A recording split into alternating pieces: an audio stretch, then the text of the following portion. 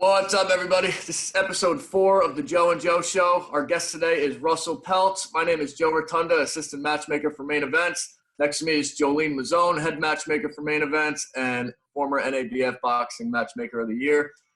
Behind the scenes is Anthony Haynes. He's our millennial and producer. We also have Alexis Swollivan. She's our creative director. And like I said, today is Russell Peltz. He is viewed as one of the greatest boxing promoters of all time by many. Been a boxing promoter since 1969, and in 2000 was elected to the International Boxing Hall of Fame. Where's Russell Peltz? There we are. So, you like that? Viewed as one of the greatest promoters. Oh my God. True. Can I tell you, I'm not going to argue.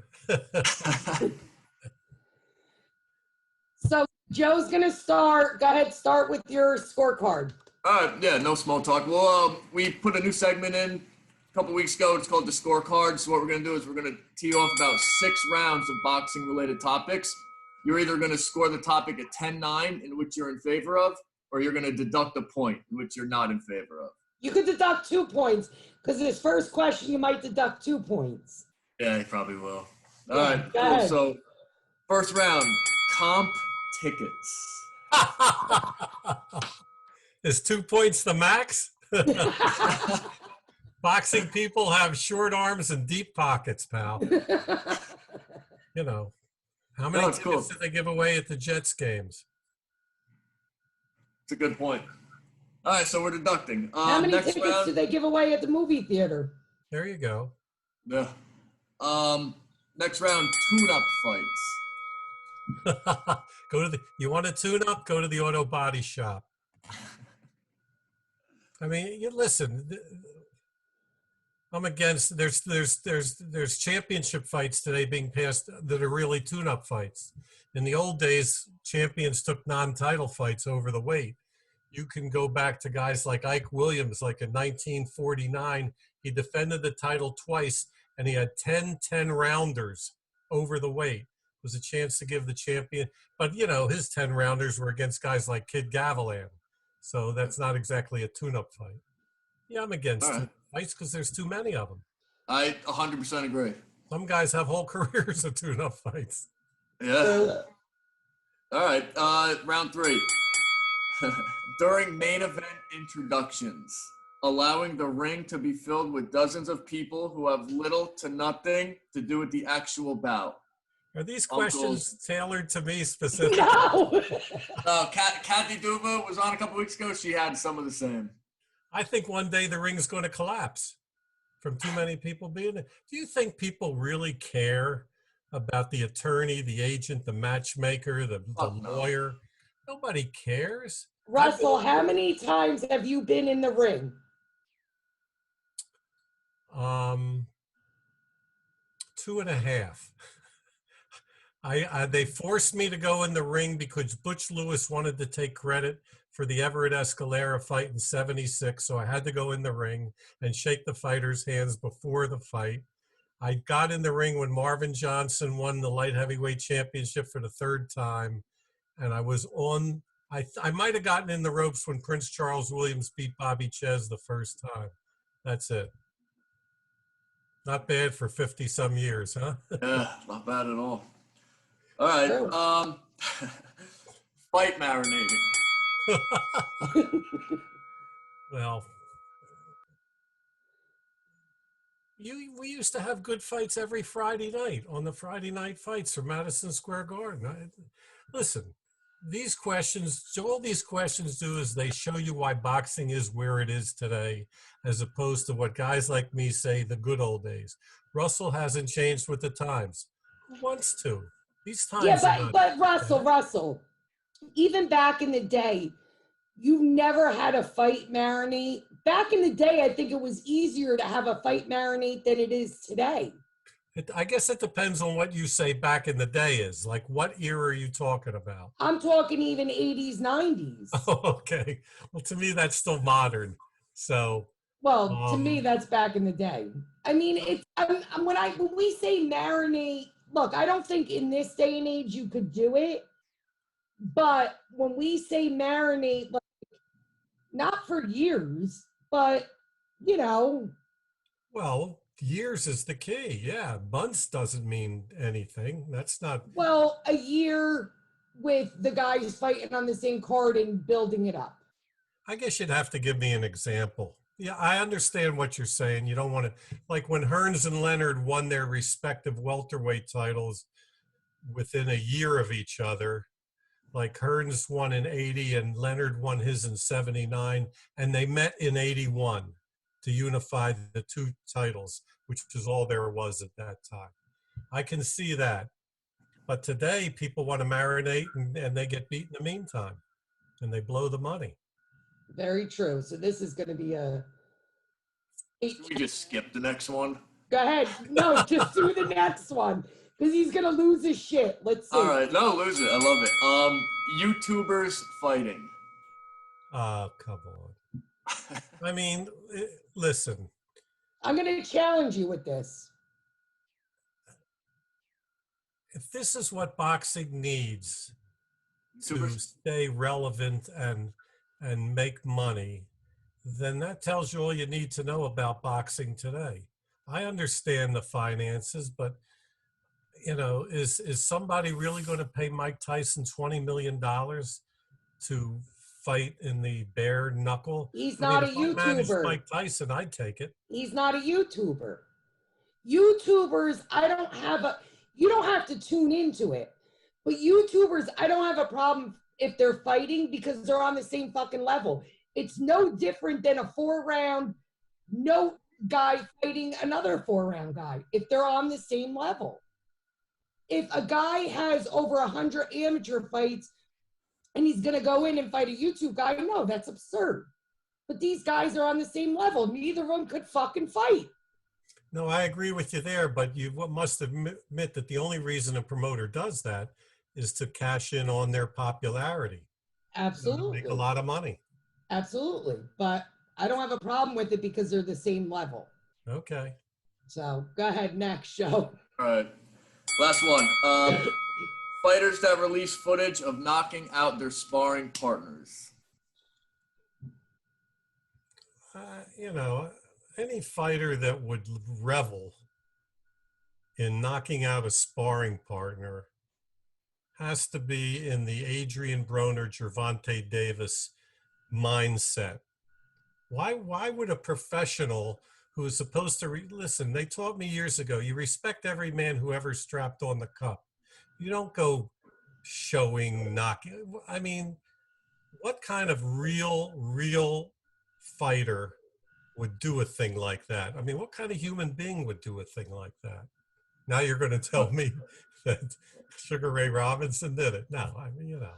No, I disagree with it. I think anything that happens in the gym stays in the gym, period. Did somebody do that? They do it all the time. Yeah, it happens, Really? yeah. Knocking out their sparring partners? And it kind of goes back to what you said, like as far as where the sport is, because you look at the NFL, those guys are fucking monsters. Guys probably get knocked out all the time in practice, but you never see videos going viral. You know what I'm saying? It's terrible. That's terrible. I thought the next thing you're going to start is ring walks. No, we didn't. We kept that out. Yeah, we took it out. Yeah, fuck We it. knew you were going to be upset about it. What are you going to do? Something just because I'm curious. I'm drinking vodka and lemonade. What is it that you're drinking, Russell? I'm drinking vodka straight with a lime in it. What kind of vodka? Tito's. What do you have, Joe? You guys are fucking Russian. I'm fucking Miller Lite, man. American. Oh my God, you're so West Milford. Jesus. All right, we're gonna go into now a new segment. It's called the lightning round. It's an either or. So you got to answer them. Are you ready? You know what's good about being 73 and with one foot out the door? You don't give a shit anymore. All right, let's see. Boxers or briefs? Boxers or briefs? For who? For you. For me, briefs. Oh my God. This is all what you think and what you do. Joe Louis or Muhammad Ali? Joe Louis. Red or white gloves? Red. Trump or Biden? Biden. Linda or boxing? Where are you, Linda? Today. This century. Twitter or Facebook? Facebook. Tito's or Kettle One? Ooh, that's a toughie. Tito's. Oh, boo. Talking or texting? Talking. Short or long socks? Short. Flu shot or not? Flu shot or not? Flu shot. Yeah, would you? Flu shot. 12 or 15 rounds? 15. 15-foot or 20-foot ring? 16 foot. Coffee or tea? Tea. Jolene or Joe? Jolene. Oh, what the fuck? She's got experience. This podcast sucks. You know, All right, the ring we had at the Blue Horizon inside the ropes was 15-9. Oh my God. Was the best. It is the best. Yeah. It's a great ring size. I agree. I learned that from you. There you go. What they should have is like you push a button and the ring shrinks like in the middle of the fight. If They're not throwing enough. boring, yeah, if it's getting a little boring, you just shrink it. Oh, that's funny. All right, we're done with the lightning round. You failed. What is the J? Yeah, that last Joe or Jolene. What is the J in J Russell Peltz mean? The J is just the name. The letter J is the name. That's why there's no period after it. You know who Harry S. Truman was, the president, right? They didn't know what to name him, his middle name. He had two uncles. One was named Simpson, I believe, and the other was named Sam. So they just gave him an S. So there shouldn't be a period after Harry S. Truman, but everybody puts it there. There was a financier at the turn of the century named J. Pierpont Morgan, and my father, the practical joker, put that on my birth certificate. So it doesn't stand for jerk off? For jackass? No. All right. If Donald Trump decided that he was going to wipe out the state of Pennsylvania and turn it into a golf course, and you had to leave and rep a whole nother city, state, or city or state instead of Philly and Pennsylvania boxing, what would it be? Pennsylvania's no more. To live in or to have fights in? Fights. You rep Philly harder than anyone reps their community. What area or region of the world would you rep for boxing? We like these tough questions. Chicago. Oh, shit. Chicago had a great history up through the early 60s. If you look at the history of Chicago in the 50s, all the big title fights were in Chicago. I don't understand why a city that size doesn't have more major league boxing in it. All right. What, in your opinion, greatest fighter of all time? Of the ones we've seen, it would have to be Sugar Ray Robinson because there's no films of Harry Greb. The greatest fighter I ever saw in person in my time was Carlos Monzon. Okay. I saw him in person 3 times. You promote his fights? No, but he fought Benny Briscoe in Argentina in '72, and then after that I saw him in 2 other title fights that I had guys on the show. Do you think there should be heavyweights and super heavyweights? No. No. No. I agree. Most underrated fighter of all time? Of all time? Yeah. That's a tough one. Especially his time was fucking like 70 years ago. It's a lot of people. Our time is short. There was a welterweight champion in the 60s from Cuba named Louis Rodriguez. He fought Emil Griffith 4 times. He only won one of them, but I was at one of them. He got robbed twice. If they had given him the right decisions against Emil Griffith, if you just look his record up someday, Right. he had like And who is it? 125 fights. Luis, Luis Rodriguez from Cuba. He was welterweight champ.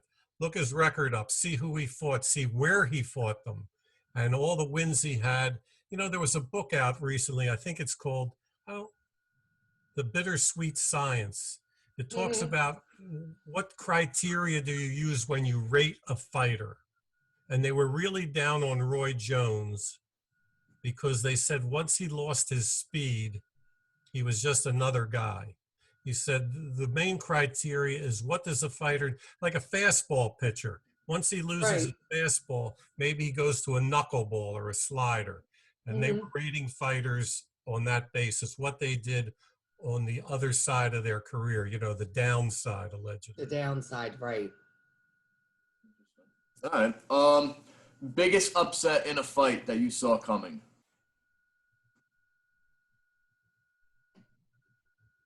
We like the That I saw questions. coming.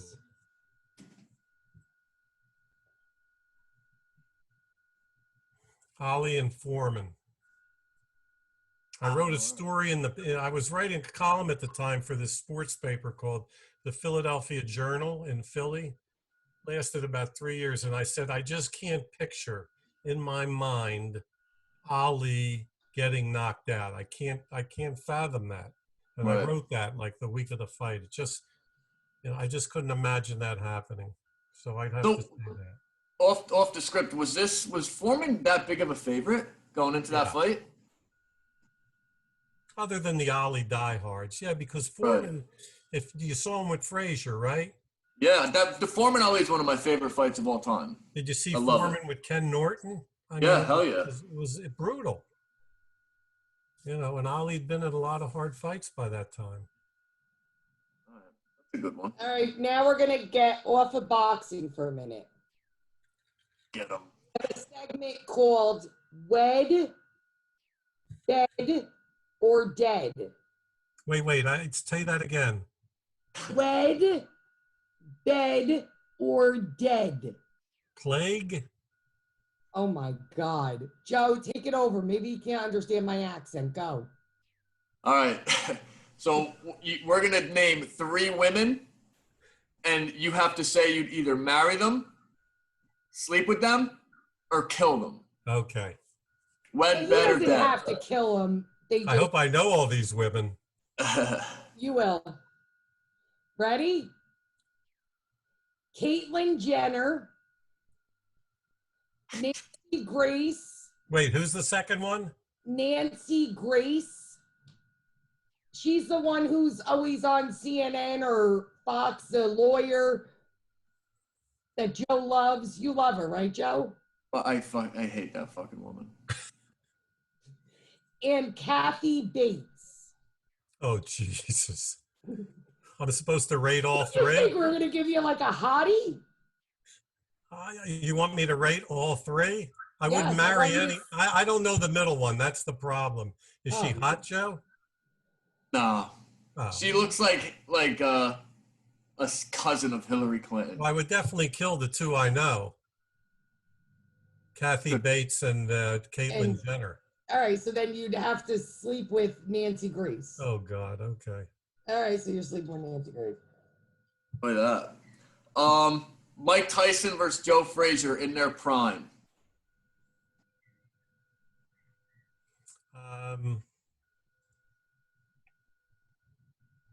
Joe Frazier. What a fucking fight that would have been, though. The Joe Frazier who beat Ali the first time was unstoppable. Everyone. Yeah. Unstoppable. If Tyson had retired after knocking out Michael Spinks, he'd be rated as one of the 2 or 3 greatest heavyweights that ever lived. After the Spinks fight. Yeah. All right. You've been a part of a bunch of different decades. What, in your opinion, is like the glory years? From the 70s, the 80s, the 90s? Well, for me, it was the 70s because it was the last golden era of boxing in Philadelphia. the 80s were still great, but I spent the 80s in Atlantic City, and there were a lot of great fights in the 80s. After the Right. 80s, to me, it was all just bullshit. I mean, I had a good run in the Blue Horizon in the 90s, which was wonderful for me. But, you know, boxing went downhill after the Tyson Douglas fight, because what I was told at the time, that the way Don King tried to finagle and change it and claim that Tyson won by knockout, you know, because the ref counted slowly, Oh, the slow count, yeah. it turned off a lot of sponsors, because that stayed in the paper for like a month in the press. And a lot of big time sponsors shied away from boxing after that. All right. Which fight sticks out to you as one that? Russell, excuse me, get out of the sun. Oh yeah. Yeah, wait a second. Jesus.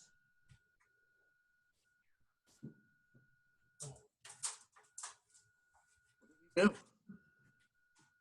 There you go. There Much you go. better. You've made a fuckload of fights throughout your career. What one sticks out to you as one that going in you were more nervous than the rest? Oh my God, he's nervous about everything. I'm nervous about every fight. All right. You got one in mind, like that sticks out, or? Nervous? You have to remember, in the early days, promoters were promoters. They weren't managers. Today, promoters are managers. So when you know, the only fighter that I really worked, yeah, the first fight between Benny Briscoe and Cyclone Hart, because Benny Briscoe, in effect, was my fighter. Right. But all, you know, so yeah, that was a nervous fight. Yes, both the first fight and the second fight. All right.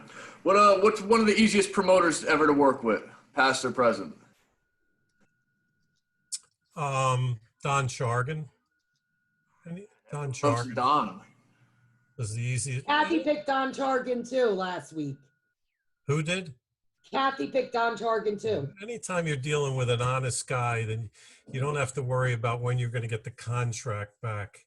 Great guy. There's not going to be any last minute bullshit. And, you know, he sent me a fighter like in 1978 to the Spectrum, a kid named Victor Abraham.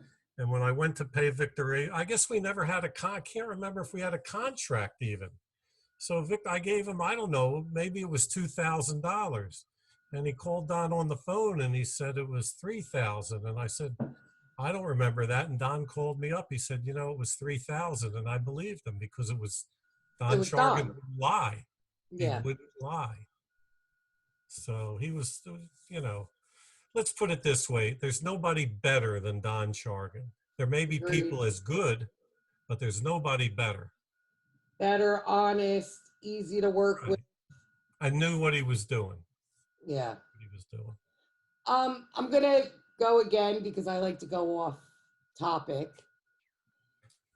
If there's somebody in this, you pick one person and you should answer it. But if you could punch, slap, trip, or lock a person in a room in the industry, who would that be?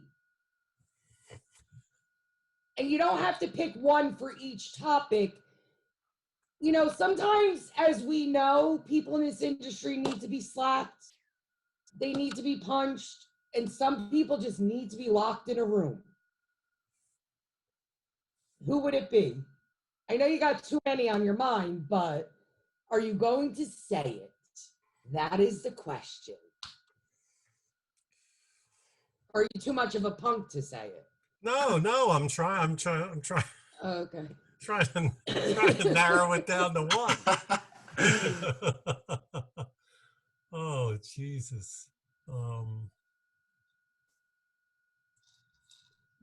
You could take a sip if you need to think about it. Apollo.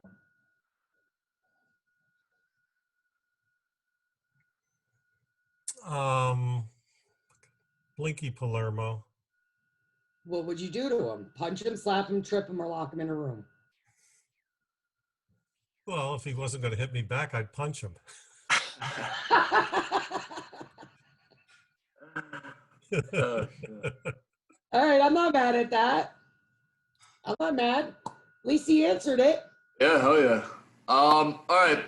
Got any more? If you could change one thing about the sport, what's it gonna be? One thing, I'd eliminate all the alphabet organizations.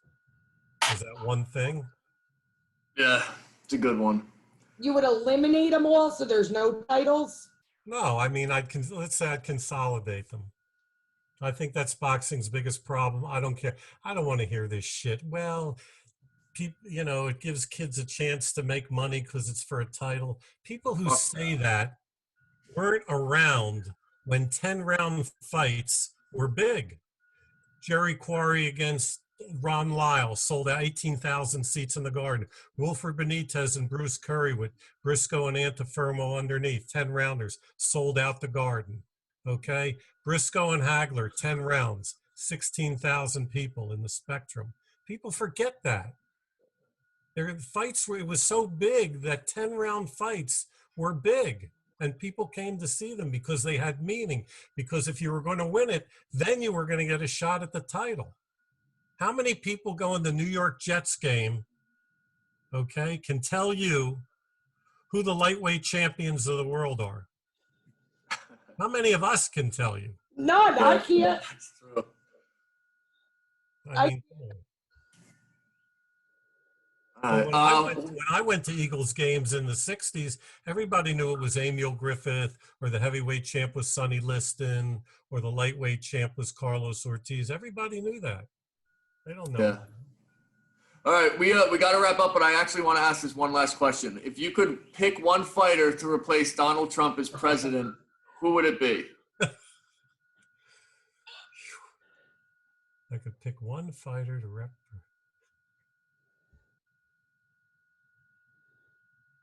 Anybody's better than Donald Trump. Yeah, for sure. Jolene picked Whitaker last week. Even though God rest his soul, he's not with us, but I said. Okay, Archie Moore. Archie Moore? No, Gene Tunney. Gene Tunney. Okay. Okay. He was a scholar. He read poetry. He was very intelligent. Gene Tunney, that's who I would pick. Good job. Cool, man. Awesome. Well, cool. That's it, man. I appreciate you. Thank you, Russell. Okay, Thank you. You're the best. There you go. Talk to you soon. All right, bye.